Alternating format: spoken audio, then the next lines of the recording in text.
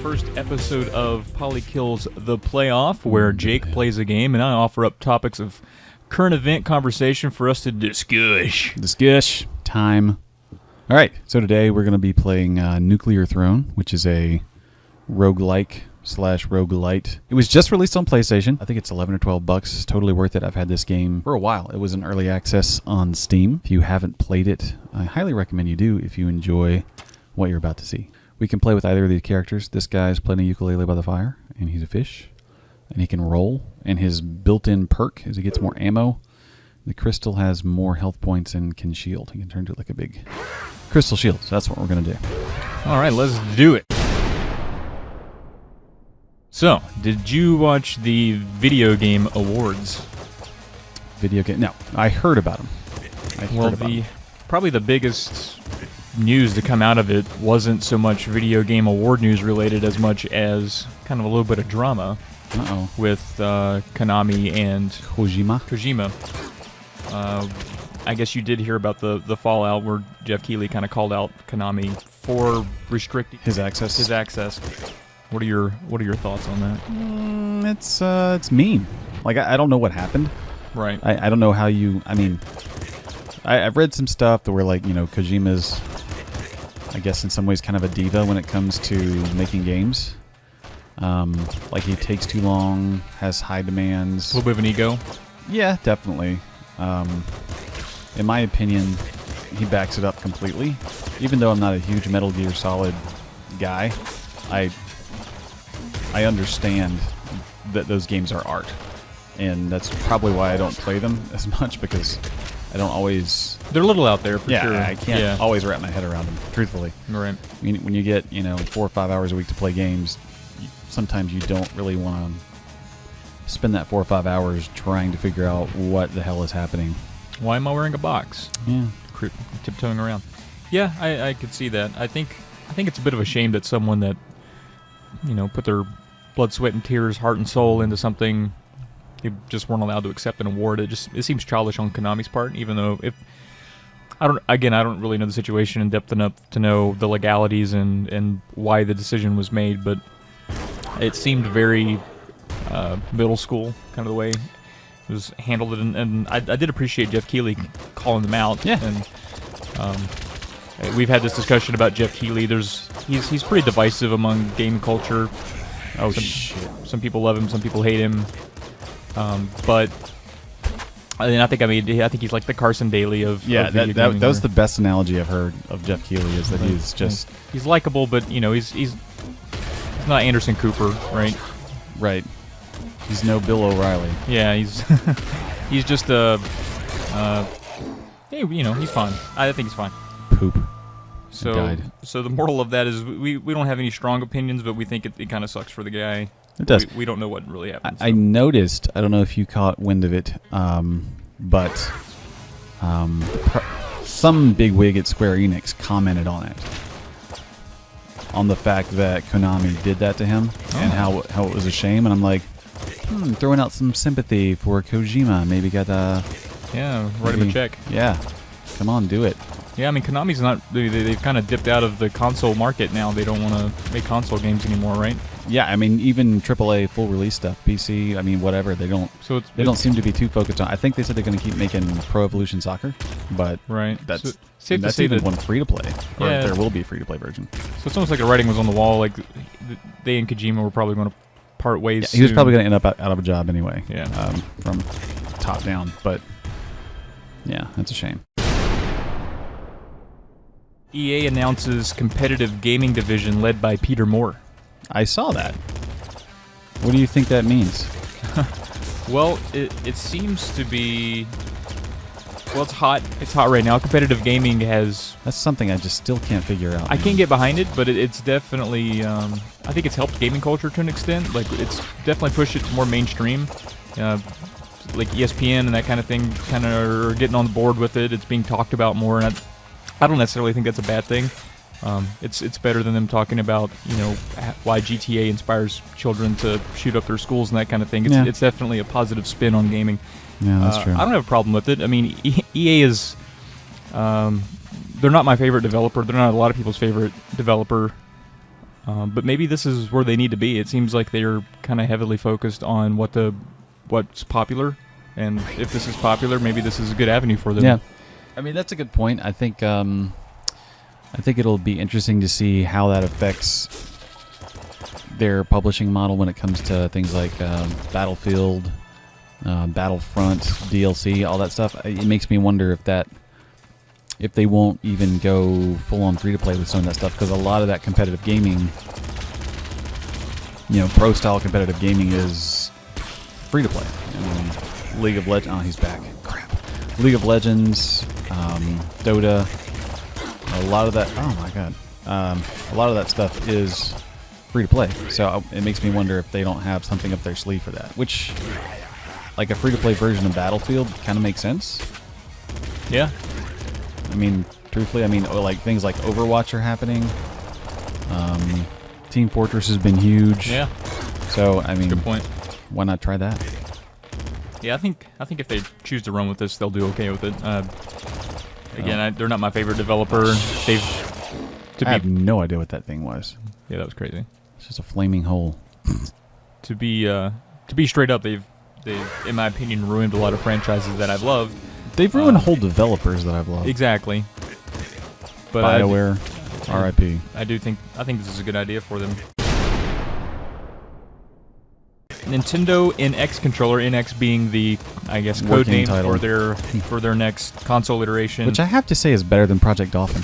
Remember that? Yeah, or Natal, or yeah, Natal. That was whatever the Kinect right? was. Yeah, Project Natal. Yeah, NX. Yeah, sounds cool. They could call the console that. I think it'd be cool.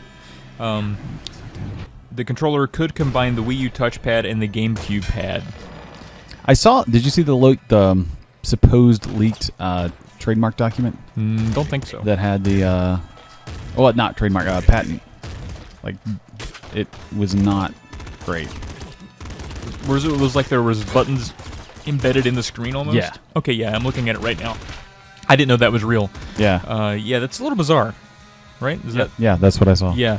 It's a little bizarre, for sure. I feel like this Nintendo still kind of being Nintendo.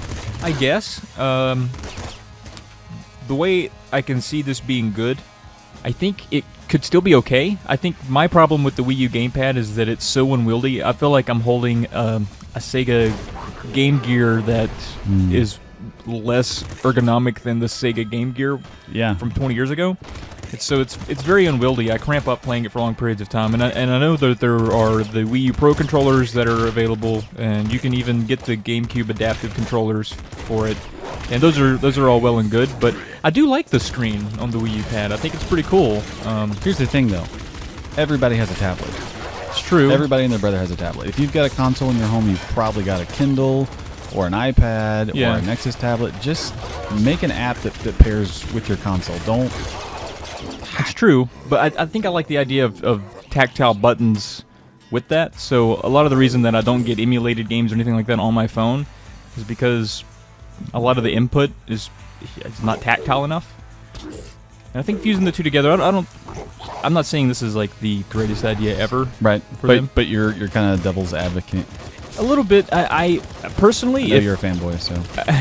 But and be attractive to third party, because truthfully, that's what they need to do. I would think it'd be cool if this controller or the current Wii U pad were a little more ergonomic like this one that I'm seeing. I think that would be cool.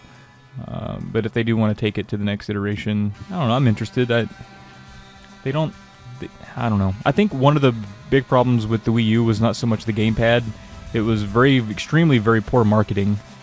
No one even knew what it was when it came out. They thought it was an addition to the Wii. Right. And of course, by having these gimmick inputs, they scare away third-party developers and AAA developers that don't want to take the time to branch off from PS4, PC, and Xbox. Right, just completely different architecture and ecosystem. Right, yeah. and it's probably not lucrative for them to do all that, and it costs a lot of time and money, and Nintendo's done that to themselves.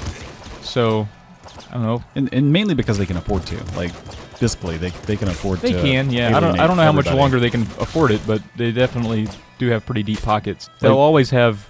I mean, their mascots drive them. Their first party stuff is And they know how to fund. the face of Nintendo. They know how to make fun for sure. Yeah. So, like, in your opinion, like, we're seeing what they're starting to do. Mm-hmm. In your opinion, what do they have to do to be successful? Well, I think you mentioned, Next generation. or we were mentioning, the first thing is we have to make it as powerful, if not more powerful, than the ones that are already out there. Mm-hmm. I think it would be wise for them, and I think they are toying with the idea of somehow merging their mobile and home console devices. So, like, you're at home, you got your NX connected to your TV. There he is again. I swear I'm going to kill him this time. Kill that Sunday. So you're at home, you got your NX connected to your TV. It's time to take a trip or, whatever. Yeah. You just unplug it and take it with you. That and sounds you can cool in continue theory, to play right? it. Yeah, in theory, it's a great idea. The thing that I don't own a 3DS. But I've kind of wanted one, but it's like I don't know. It's like it's all new games. It's Yeah, I mean, you're starting over. yeah, and I have to play this. Like if I'm at home, I'm going to play my consoles. When I travel, I'll play that, and it usually becomes that. Like, this is my travel game life, and this is my home game life. But if they were somehow fused together a little bit, I think I'd get more out of each. I think it'd be rad. So I'd be interested to see how they could do that. I don't know how it's possible to have, like we were talking about, if they match the hardware of the current gen systems, how do you make that mobile? I don't know that they could. Yeah, not exactly. Not at its full extent, anyway. Right. So there would definitely be restrictions, but I'm interested to see what they do. What else would they need to do? Yeah, I think this is the first time they've really felt their backs against the wall, and maybe their creative energy and desperation will lead to something pretty awesome. That's kind of what I'm hoping. Yeah, I agree. I want them to succeed. I do. I think everybody does. I mean, Phil Spencer was talking about how he would love to have, if some Nintendo games made their way to Xbox, man, he'd love it. I'm like, well, that just proves that nobody in the industry wants Nintendo to fail. Even their own competitors are like, we need Nintendo. Yeah. I mean, they fill a niche. They do. To me, they are the introductory point for a lot of gamers. Yeah, they were mine for sure. 5 or 6. I mean, there's definitely kid games for these other consoles, but what is more endearing than Mario and Yoshi and Bowser. Right. If I had kids, I would relate more to that, and I would want to introduce my kids to that as opposed to some uncharted territory like Skylanders or some indie download kid game that I find, like, I want to share Mario with them. So I don't want them to go away, and I don't think they will. I don't think they'll ever go away, but they might have a diminished share of the marketplace, which they do have a diminished share in the market. I've got an auto shotgun. Do you see this? Look at this. So how can you possibly lose at this point? I'm sure I'll find a way in a minute, but that was fun. That was fun. Yeah, I think Nintendo needs to succeed. I think it's important for video games that they do, truthfully. Yeah, I agree. That's kind of the angle I'm taking. Yeah. Played any DayZ? No. I tried once, back when it was still an Arma mod, and not like a standalone, an Arma 2 mod. Right. Which, obviously where it started. But I never... snap. I never got into it too far, mainly just because it's quite a time suck, and you have to keep starting over a lot in that game, and not starting over like this, which I unlocked the plant, which is awesome. It's unforgiving, and I played it when it first came out, me, Brian, and a couple other guys, and had a ton of fun, because it was the first game like that I'd ever played, where you start with nothing and you end with nothing, and everything in between is hard. And you have to survive, you have to eat, you have to have water, you got to stay, you can't trust anybody, which was a really weird feeling. And there's actually an amusing anecdote with that. We worked really hard for a couple nights, and we're obviously not the greatest at the game, but we had worked our way up to where we had built a tractor, and we got the tractor running, so we were now a little bit more mobile than we were before. Right. And the way those games work, when you log out of your game or your server or whatever, your character still exists in that world. It's persistent. He's very vulnerable, so you got to hide and do whatever, or you got to you have camps and stuff.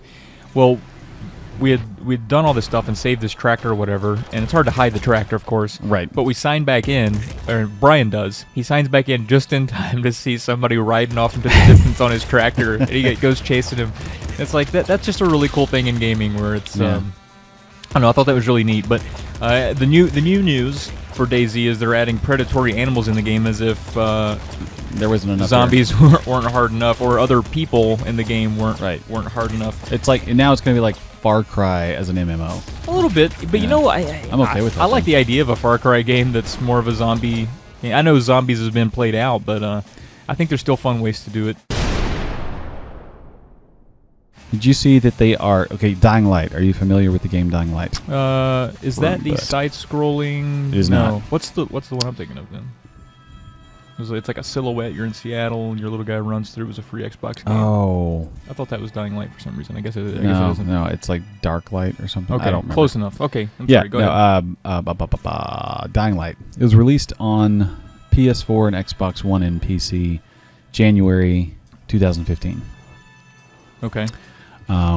Great reviews. It came from Deep Silver, and I can't remember who the developer is off the top of my head, but Deep Silver published it because they bought up all the THQ stuff.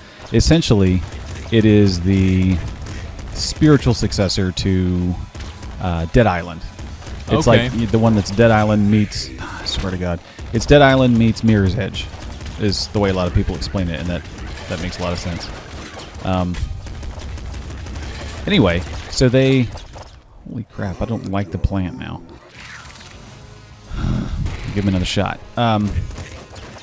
So it was released just some decent fanfare, and I think a lot of it was due to when it released, because January is kind of a slow time for big releases in games.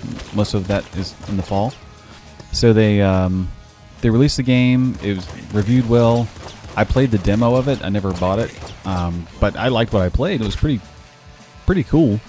But I don't know, a few months ago, it kind of went all over Twitter and social media that they had registered a DLC for it. And apparently the DLC was going to be huge and like introduce vehicles and stuff. So, turns out, I think it was at the Game Awards. It may have been the Game Awards. That they announced that they are releasing an enhanced edition of Dying Light with upgraded graphics, bug fixes, kind of like the Ultimate Edition with all the DLC. So, my question is, what do you think about that? We're now releasing enhanced definitive editions of games from this current generation of hardware that are less than a year old. That's a little mind-blowing to me. Right. Usually you would save that for like a PS2 game or a PS3 game. Yeah. It kind of feels a little EA, I guess. It does. We've had this in our back pocket, now we can get money from you again, kind of thing. But I don't know that that's true. You know, maybe they just weren't in a position to do that before. Now that they can, they're excited about what they've done and they want to share it. And right. And the thing is, it's like I really like that style of game, and I watched the trailer for it, the whatever they call it, the definitive edition, enhanced edition, whatever. And it looks great. And truthfully, if at some point I'll probably get it because I wanted that game anyway. Right. So why not get the enhanced definitive edition with all the DLC? It just sort of took me back. I was like, really? We've got an enhanced edition. You've upgraded graphics. I understand you learn more about the systems, but it just feels weird. Yeah. It's like they're doing that for God of War 3 and Uncharted. It's weird that you're doing that for a game from the current generation. Yeah, it is. I agree that that's strange. And honestly, I don't know how to feel about it. I'd have to just, I guess, see how different it is, if it's worth it. There he is. There he is. He's back. Another thing that was big that came out, or people were talking about, is the Final Fantasy VII Remake. Mm-hmm. There's some stuff about that will be a little different. I think there's two ways to look at this. I think one is the game is 20 years old, and they're doing a remake. There's been remakes of this game before. They've been on PC, and I think the terminology is important here, though, because up until now we've had remasters, right, and enhanced editions. Exactly. Remake is the operative word here for me. Exactly. So this is, and it's a reimagining of, I think the biggest thing that's got people kind of talking about it is the word episodic. Yeah. And being currently playing for the last year or so Final Fantasy VII, and we'll talk about this in the Polykill Podcast, but I'm still stuck. That's neither here nor there. But the point is, you reach a point in that game where you can traverse the entire continent, or the entire planet, almost, really. From a ship, and you can go anywhere you want. And I don't know how you do that in an episodic game. They're going to have to change the structure a lot. Yeah, most episodic games, and the way that I see them, the way that I've played them, and the way that term has been used, are extremely linear. They're branching narratives, but I still think there's a little smoke and mirror with that, but I'm okay with it because I usually don't see behind the curtain. So with Telltale and even Bullets and Blues and whatever else, it makes me feel like it could go a number of different ways, but it probably doesn't. Just based on, there's a lot of limitations. You can't write 16 branching narratives based on whatever anybody does. Right. So I know this won't be strictly a narrative-driven or a decision. It's not going to be a Telltale game. Right. But episodic, I don't understand how that works unless they just give you bits and pieces of the map at a time. And the way that they've kind of justified that is, like, we want to recreate this thing to its full potential. Like, we want it to be gorgeous, and it's just not possible for us to do it all at once. I'm going to disagree with them on that. They don't want to do it. I think that's true. And maybe it's because they just want to get it out because people want it. I think that's part of it. But you can't tell me you can't do a gigantic, gorgeous, beautiful, rich world and look at The Witcher 3. You can't tell me that. Right. I think they maybe are doing it to gauge interest, but I see that as a double-edged sword, because if you're going to make this game that everybody's excited about and you're going to make it episodic, which has already turned a few people away from it because it's like it's not what they thought it was going to be or whatever. When you gauge interest, maybe you're scaring away a lot of your potential full product buys because people are like, well, I'm done. This first one wasn't what I thought it was going to be. So I don't know. I think it's a risk for sure. It is, especially with and the problem is it's a risk with arguably Square's biggest hit. Yeah, that's definitely their magnum opus. Yeah, they're rolling the dice on kind of what made it. I mean, not that Final Fantasy, like hardcore Final Fantasy fans will disagree with me on that, and that's fine. Right. Because obviously there were 6 before it. But at the same time, people that aren't heavy into turn-based JRPGs played Final Fantasy VII. Yeah. And know about it and understand its importance, I guess. And I'm interested in how this will, how they'll translate this to, like, well, playing this game for a newer generation of gamer who's probably not going to take the time to go back to the PS1 era and play the horrible polygonal, sprite game that you remember more fondly than it actually is. Right. Are they going to be inspired by this game to go back and enjoy the original? Is that hopefully, but probably not. And that's probably not even their goal. They probably just want to take a popular, Final Fantasy VII is a popular game title in culture in general, and they want to make more money off of it. And I'm sure they want to do a good job, but I think at the end of the day, they're like, well, if we do this in any way, let's do it with Final Fantasy VII because that'll actually sell without any other qualifier. Right, and oddly enough, like at the Sony PlayStation Experience Weekend thing that they did a couple of weeks ago, they were like, here's some Final Fantasy VII stuff. I think that footage broke, actually. Which, did you watch it? No. Man, it's gorgeous. Like, yeah, it's gorgeous. I've seen a trailer or two, and it's mind blowing. Yeah, when you actually see the gameplay though, it's like, wow, okay, this is impressive because they did change the combat system a good bit, which I'm okay with. Because if I want the old one, I can play the old one. Nothing's stopping me. Yeah, but they did release a remaster of the original on PlayStation the same day. So like you can play it on PS4 like right now. Okay. You just go get it, and it's the original game. It's the PC port essentially. Right. Which was a polished version of the original. I don't like this eye guy. Weak sauce. So what do you think of this game? You dig it? Yeah, it looks really, really cool. I enjoyed the art style, for sure. This is by I think I told you, Vlambeer, which big shout out to them. Is like they're amazing. I mean, this game was made in essentially a free game engine called Game Maker Studio. Right, I saw that on the intro there. So what they did with it, I mean, they just... I think it's super impressive. I think it's super impressive. And like all their games are impressive. I mean, their first game was an iOS game, if I recall, called Ridiculous Fishing. And it's where you can look it up. It's a hilarious game and addictive from what I understand. I don't have any iProducts, so I don't have it. But they make a lot of roguelike style games. Another one called Luftrausers, which I highly recommend. We may even play that one time. Cool. For this. But they're a kind of like a international virtual studio. I think they're based in Holland. If I'm pretty sure that's right. Cool. But yeah, big shout out to those guys. Yeah, it seems like Binding of Isaac. Okay, yeah, it definitely has that roguelike element to it. And Hotline Miami, just the twin stick shooting, and even some of the enemies even remind me of Binding of Isaac, like little grubs. Seems very Binding of Isaac to me. Yeah, I can see that. So yeah, it's definitely pretty cool. I like it a lot. So Phil Spencer says the Xbox One will have a console successor. Does that surprise you at all? No. I think if he would have said that before the launch of PS4, everyone would have been like, no.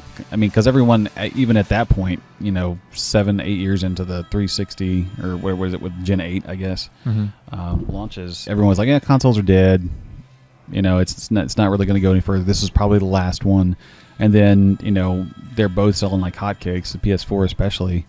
And, Xbox One's definitely caught up in 2015. I mean, it does not surprise me at all. I'm a little surprised that they would say it now, I guess. I think that allows people to buy, because with Xbox in particular, it's kind of an ecosystem, especially where they're trying to blend it with Windows 10. Yeah. If you buy into it now, it's kind of an investment for the future, is the way I'm seeing it. Right. I don't know, maybe they say that, maybe someone asked that question because they were asking him about how Sony's kicking their ass. And they were like, well, do you think, what do you think about the future? Do you think you can ever get this back? Will there be a successor? And he's probably like, oh, yeah. Yeah, we're doing that. We're doing that thing again. Because, for as much ground as Microsoft has made on Sony is still, PS4 is dominating. Yep. It's a little surprising to me because I don't know many people that own a PS4, aside from you, honestly. But I know that it does very well in overseas markets. Xbox really has no presence there. So I think that the biggest thing that happened, and it's sort of the backwards of what happened with Gen 8, Sony, and Microsoft, where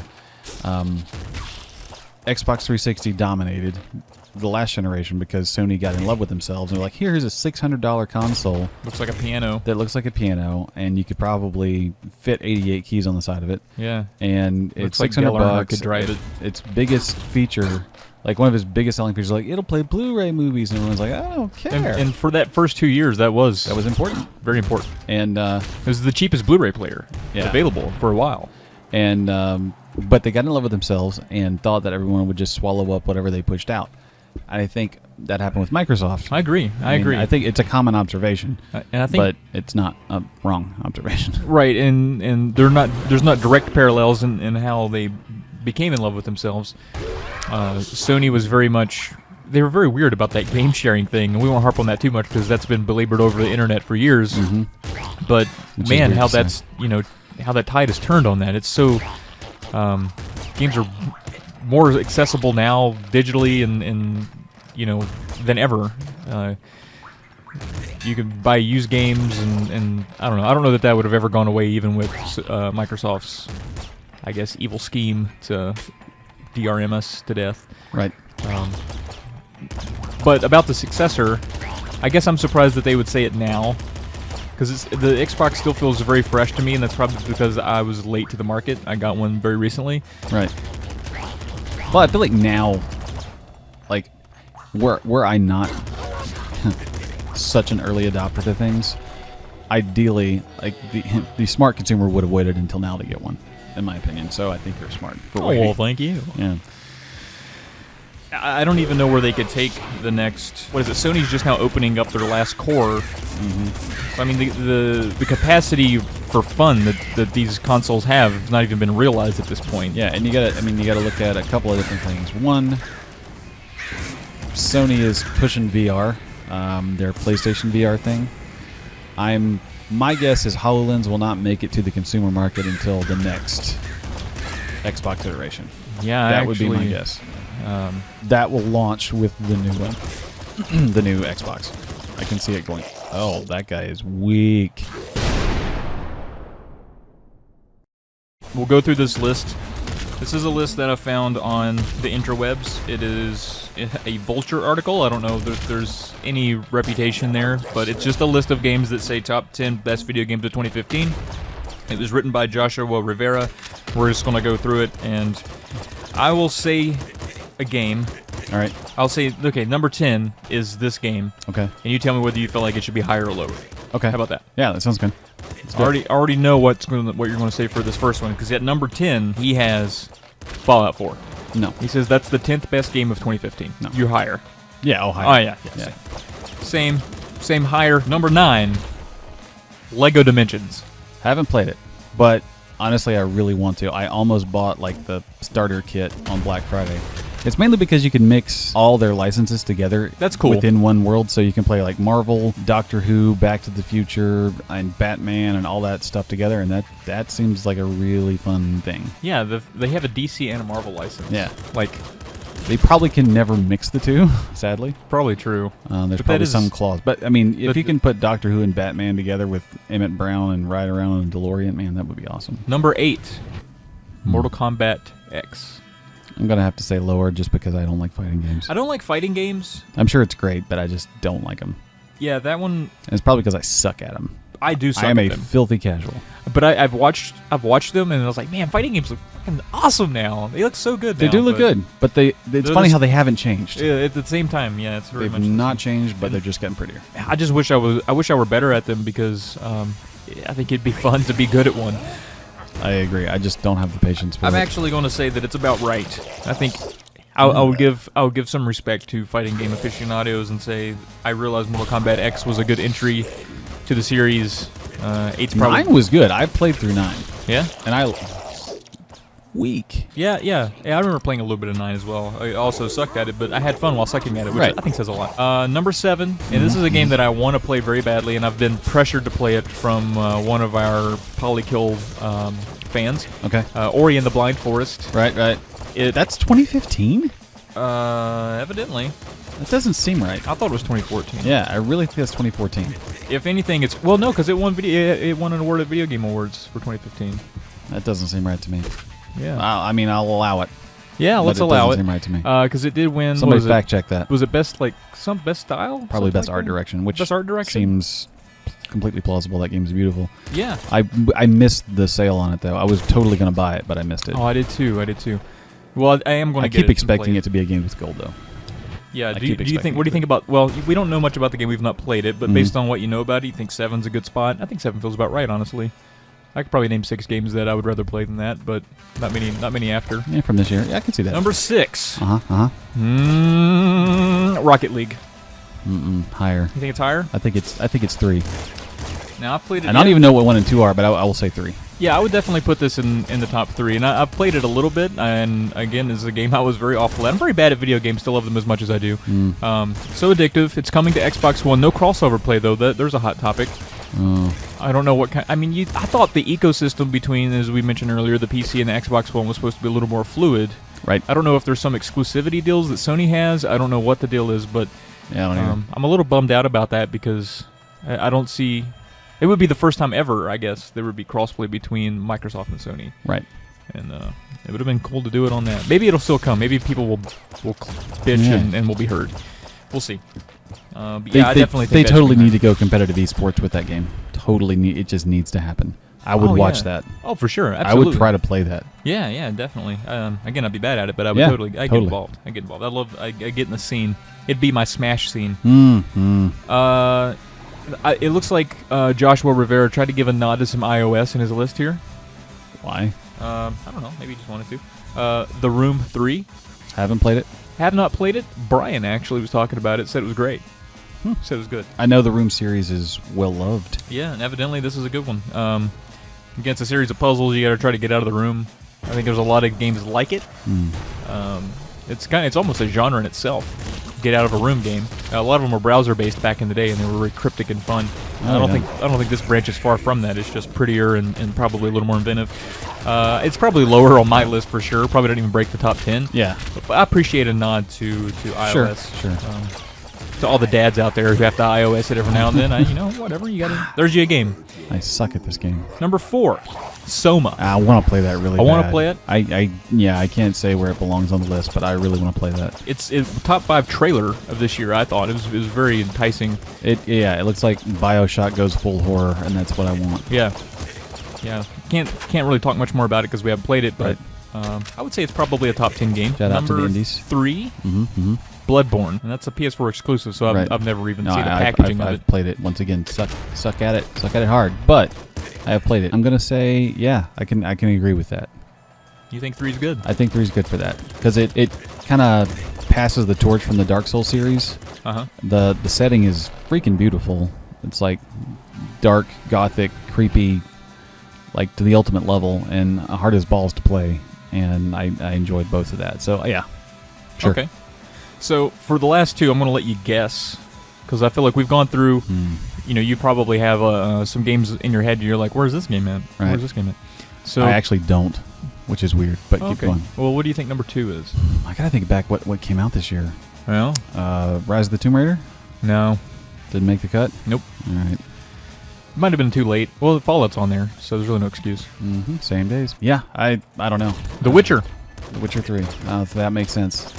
That makes a lot of sense. It might make less sense when you find out what number 1 is, but do you think it's a 1 or a 2?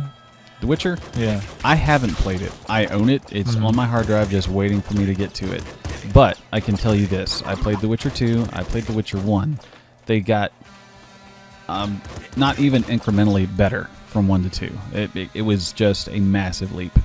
I don't think that leap can be as big from 2 to 3 because the formula in 2 is pretty much perfect to me. But yeah, if it's anything better than 2, they did such a great job of being an open world that was still narrative driven, which is a conversation that I think we've had before. It's hard, but yeah, it's completely narrative driven, story driven, character driven, open world, beautiful, lots of combat. Yeah, cool stuff. Yeah, so I can agree with that. Number 1. Number 1 is I have no idea. Life is Strange. I think from outside looking in, a lot of us, if you've not played it, are probably like rolling your eyes, like what? No, I mean I could see it. It feels like the artsy choice. I don't see it for number 1. I think it's probably it should be on the list, top 5 or top 7. But they put the whole thing on sale for $10. Okay. And I almost bought it, but I just like I've got like it's episodic, 10 right? It's got 5 episodes. Yeah, I think I want to say Brian told me it. Yeah, he did, and he told me that he liked it a lot, and that they were releasing like a definitive physical edition with like the soundtrack. So I was like, okay, I might bite on that. So number 1, seems cool. Life is Strange. What games do you think left off this list? I'm actually surprised that something like Black Ops 3 wasn't in there. I thought that was a great entry. It might be passe to say it is passe. Put a Blops in a top 10 best. No one does that, but no. I think it might have been worth it. Yeah, and you haven't even played it that much. Played a little bit. We'll talk about it in the podcast. Yeah. Played it a little bit, but I don't know. I'm surprised I didn't make the list. Yeah. But I think he was making it a point to reach out and get a little bit of dip into every smart. pot. So That's smart. He was trying to get clicks. It's all good. Aren't we all? Yep. Aren't we all? All right. Well, that was first episode of the playoff where we just sit around and do a discussion about current topics and news and play a game. So I hope you enjoyed it. Have fun.